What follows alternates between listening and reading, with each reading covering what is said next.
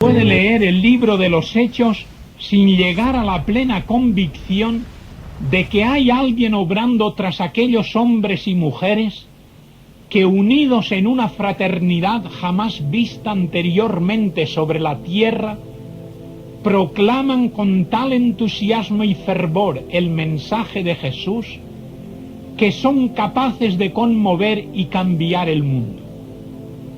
Es el Espíritu Santo que fortalece, ilumina y guía a esos valientes ganadores de almas, a la vez que hace que Cristo sea real en sus vidas.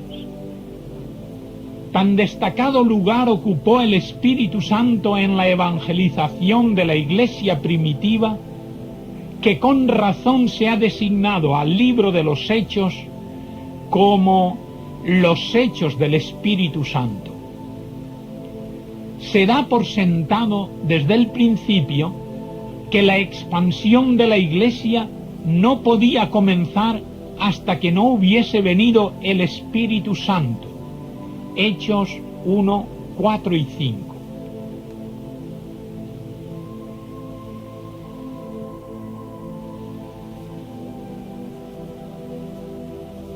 Los discípulos tendrían que esperar a recibir al Espíritu antes de iniciar su cometido. 1:8. Pero cuando el Espíritu Santo descendió sobre ellos en Pentecostés, su predicación fue tan efectiva que produjo el avivamiento más intensivo y duradero que ha conocido la historia. Fue el Espíritu Santo el que dirigió paso a paso el avance cristiano en la conquista del mundo. Fue él quien guió a Felipe para que fuese a Samaria y empezase un avivamiento entre diversas clases de personas, lo que vino a ser un paso importante en la evangelización mundial. 8 del 5 al 8. Fue él quien impulsó a Felipe a ir y hablar al eunuco de Etiopía, consiguiendo así un nuevo avance de la Iglesia. 8:39. Fue él quien movió a Pedro, un judío ortodoxo, a dar el paso extraordinario de predicar en la casa de Cornelio, que era gentil, dándose así un nuevo y gran paso en la evangelización del mundo. 10, 19 y siguientes. Fue el Espíritu Santo el primero en intervenir en el envío de los dos primeros misioneros comisionados, Pablo y Bernabé, desde Antioquía en el primer viaje misionero, lo que fue un grandísimo paso para ganar un mundo para Cristo. 13, versículos 2 y 4. Fue él quien guió al concilio de Jerusalén a no poner obstáculos en cuanto a la entrada de los gentiles en la Iglesia. 15, 28. Fue él quien dirigió las acciones de Pablo paso a paso en los sucesos que culminaron llevando el Evangelio de Asia Menor a Europa, los sucesos que llevaron el Evangelio a Macedonia, a Grecia y finalmente a Roma. 16, 6 y 7. En otras palabras, fue directamente bajo la guía e influencia del Espíritu Santo el que nosotros seamos cristianos hoy en día. Solamente en el libro de los Hechos tenemos unas 60 referencias al Espíritu Santo interviniendo en la formación de la Iglesia. En estos sucesos vemos una Iglesia en la que el Espíritu es la causa del nacimiento espiritual de cada persona, en la que el Espíritu se posesionó de cada hombre y de cada mujer, dotándoles de sabiduría, valor y fuerzas para cumplir la obra de Jesucristo, en la que ninguna persona podía servir a menos que fuese una persona del Espíritu, y en la que ningún paso importante se tomaba si no era bajo la dirección del Espíritu. El verdadero espíritu de evangelización no puede existir sin la presencia y el poder del Espíritu Santo. Es Él quien redarguye a los pecadores convenciéndolos de su situación, quien regenera a los arrepentidos otorgándoles poder para cambiar de vida y seguir a Cristo, quien mora en los creyentes capacitándolos para ser testigos eficaces, quien inspira a sus siervos dándoles el mensaje oportuno para cada situación. Unas veces será un mensaje de aliento y promesa, y otras veces será un mensaje de repulsa y amenaza, como hacía con los antiguos profetas. Sin la dirección que emana del Espíritu Santo, no hay evangelización posible. Por eso, la labor de los apóstoles sólo pudo ser efectiva después del día de Pentecostés. La mejor noticia que pudieron recibir los discípulos que iban a quedar en Jerusalén para llevar adelante la obra en un mundo hostil e incrédulo fue que ellos no estarían solos para testificar de su Señor. En su sermón de despedida en el aposento alto, Jesús les prometió un ayudador.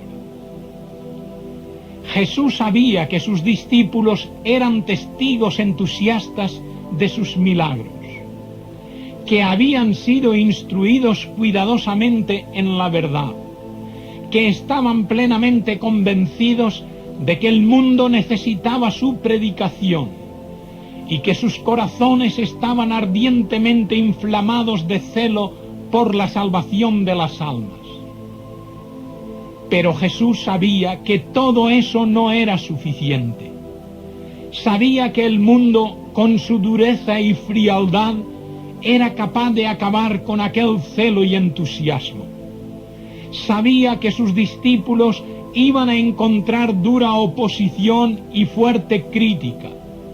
Y sabía que, por lo mismo, necesitarían algo más que conocimiento, visión y entusiasmo. Necesitarían el poder de lo alto. Por eso, en las instrucciones que les dio antes de su ascensión, les dijo: permaneced en Jerusalén hasta que seáis revestidos de potencia de lo alto. Lucas 24:49. Cuando el Espíritu Santo descendió en el día de Pentecostés, ellos recibieron una unción poderosa que revolucionó sus vidas por completo y les dotó de poder para ser testigos eficientes. Los cobardes se convirtieron en héroes. El temor quedó desarraigado y experimentaron un valor extraordinario, impropio de cualquier experiencia humana, que les predisponía a obedecer, sufrir y, si era su comisión y mensaje. Así ha dicho Jehová. 11:5.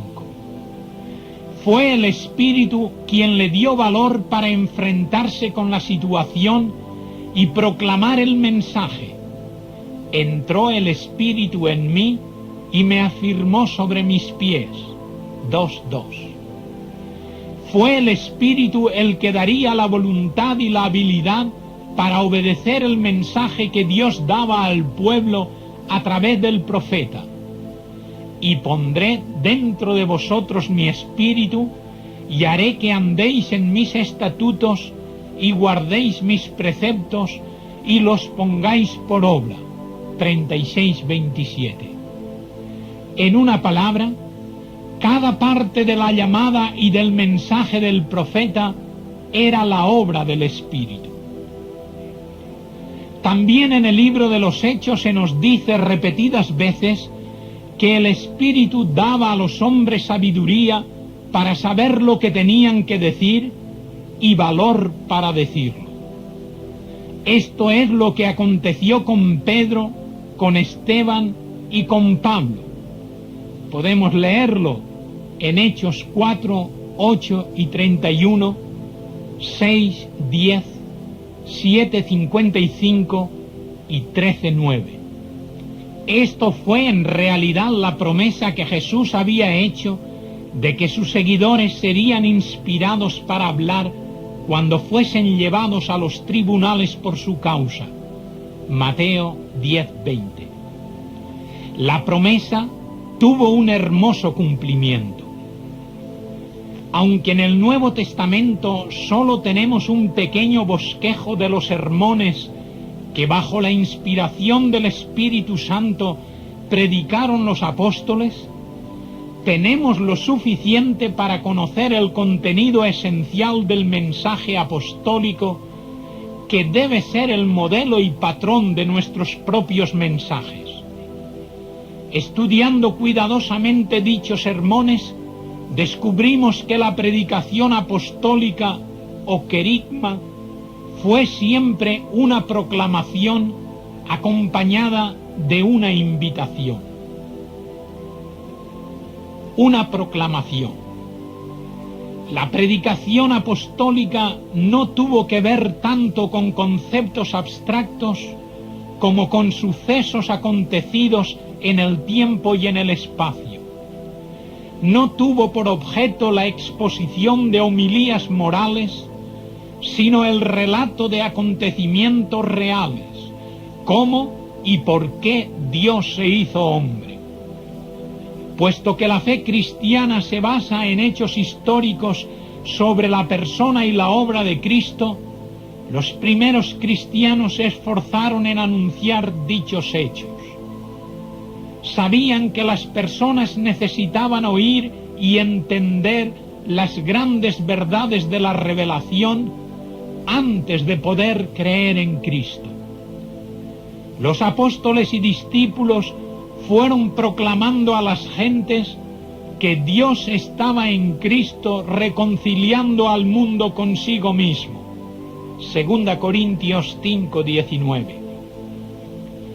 Aclararon que hay una salvación completa y libre para todo pecador arrepentido a través de la obra que el Hijo de Dios realizó en la cruz del Calvario.